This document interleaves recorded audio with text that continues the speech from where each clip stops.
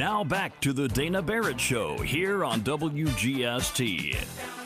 All right, we are just days away from the Super Bowl happening here in Atlanta. Of course, the festivities are already underway in this city.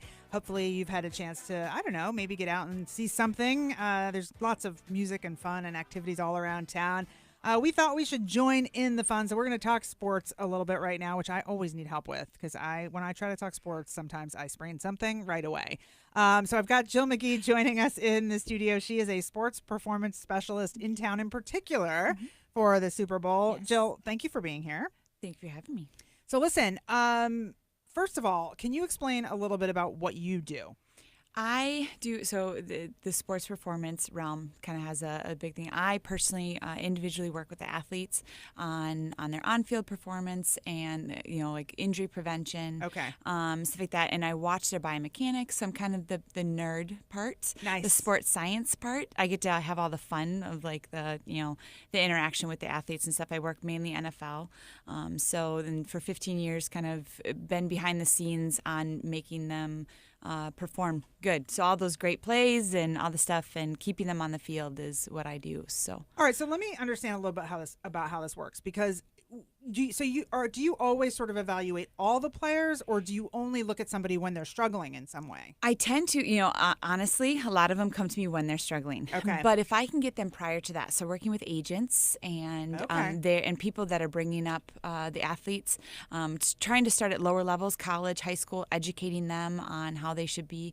I think there's a misconception that injury is part of sport, and that's something that it's just a time, and that's something that I'm trying to take away from the sport is that you can really prepare your body to take the impact and play healthy. Right now we're going through all the stuff with making sure the athletes are staying healthy, their brain, their biomechanics not breaking down, so that they have a great life after sport as well. Absolutely. Jill Magee hanging out with us right now. She is a sports performance specialist who focuses on the NFL. And I'm glad you brought up head injury, because obviously that's one of the things that we hear the most about, I think, for people who aren't super engaged in the sport on the day-to-day. But we hear about the head injuries at all levels, to your point, from the kids on up. Yeah.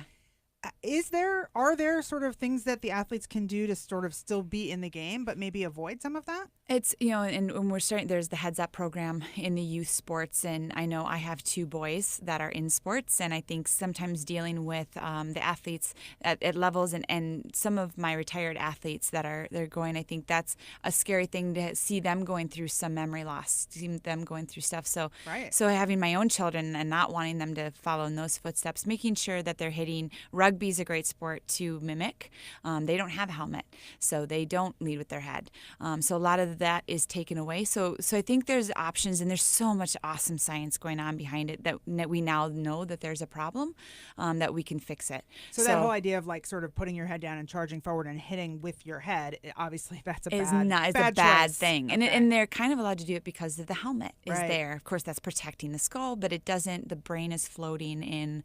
So and like using the biomechanics, having the body be strong so the neck area doesn't whip back and forth when they're hitting less time. So there's so much science in just the practice, going back to just the practice. The game is what we see as spectators, and it's great. But the practice and the preparation for the game is the biggest part, and making sure their bodies are very strong and stable so that they can take the impact and also give the hit or the blow. Right, absolutely. So in particular, what are you doing while you're here? You know what? I do a lot of fun things when I'm here. Nice. It's kind of sometimes some years I've done this for a long time, but some years I have guys in the Super Bowl, so I'm preparing them. So it's a little bit more serious.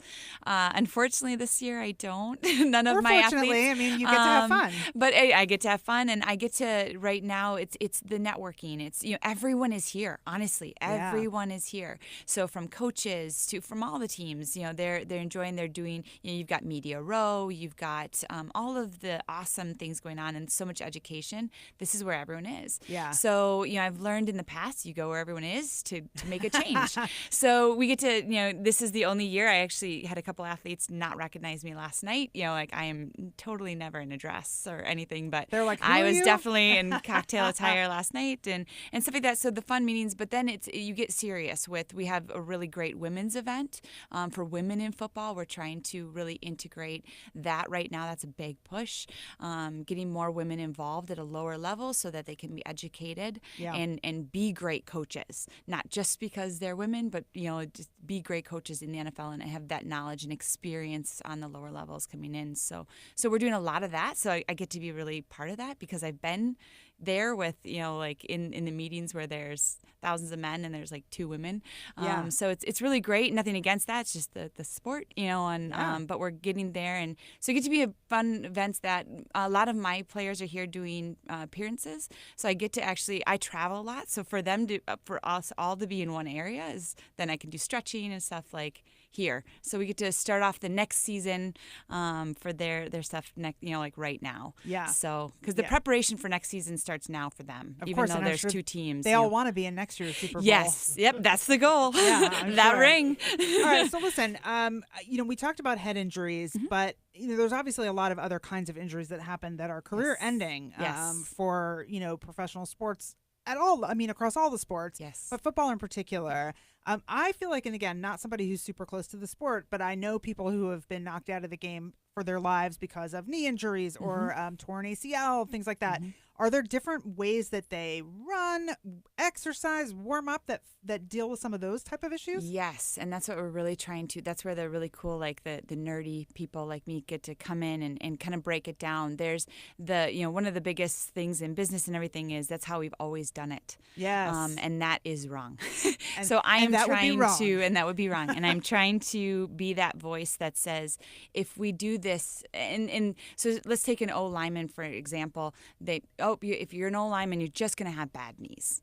That's wrong. Yeah. What happens is they grow big, and guess what? They get put on the O-line in high school. Yeah. And then they're lifting heavy because they're a big guy. So, and a lot of times, and nothing against those programs, but a lot of times they're really not taken through. So by the time they get to me, they really haven't learned how to, I have multiple guys that are pro athletes, that are phenomenal athletes, but don't know how to properly do a squat. And I'm like, well, where are you feeling the squat? To protect the knee, you have to activate the glute. So it's like, all right, where are you feeling the squat? My quads. Well, that'll directly blow your knees out, especially a big 325-pound guy running every day. I mean, they're very athletic, and these are really big guys. Yeah. And even the smaller guy, there's guys that are 5'8", and stuff like that. Really smaller guys, but they're really muscle bound, so the range of motion's not there. And if they're not personally conflicted to change. That's why I get a lot of late round guys coming to me saying, I want to be better and I've hit a plateau. But nobody's around to help me because I'm not a big name guy. Interesting. So those are the guys I tend to get because it's kind of like, all right, help me out. I want to be the best. I love those guys because they are hard workers. Sometimes it's the other guys that are just naturally talented that all of a sudden are just injury. I hate the word injury prone. Yes. But you can change that. So there is a lot of different ways, glute activation, core activation, breaking it down, movement and balance. So a lot of times these guys are taught just go fast, but they're not taught to decelerate and they're not taught how to stop.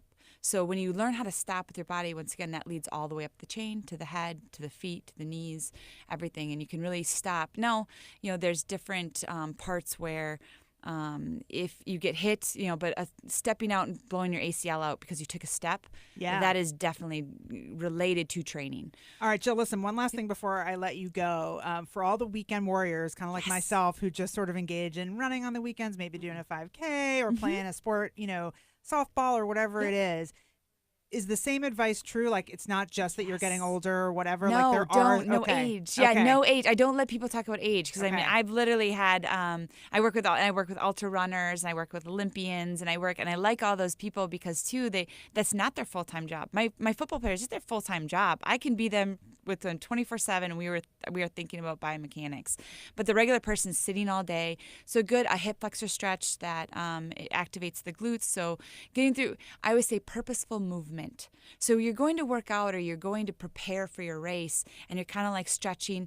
Every movement you make in preparation needs to be purposeful and tight and tense. So if you're not feeling it in the areas like the glutes and the core, trainers activate your core and it's like, sure, I'm sucking my gut in. Like, that's not, I think I'm doing it. If you understand, you can understand how to really get your body in a active position. You can save my runners. A lot of times they run to train, and I say train to run. cut the miles down a little bit if you're really training for a race. Yeah. And get in the gym or get a band and be in your house. Like I do a lot of home workouts. I have a band in my purse and you can do those anywhere. See, for a second I thought you meant like a rock band, but I'm Oh with yeah, you now. yeah. I'm with I you. mean, yeah. I wish I had a rock band in my with you. purse. I got it. Jill, awesome to have you here. Thank you Sounds so good. much. Enjoy your Super Bowl weekend and great tips. And of course, we'll post a link to all things Jill Magee. Awesome. Her website is takeactionperformance.com. It is the Dana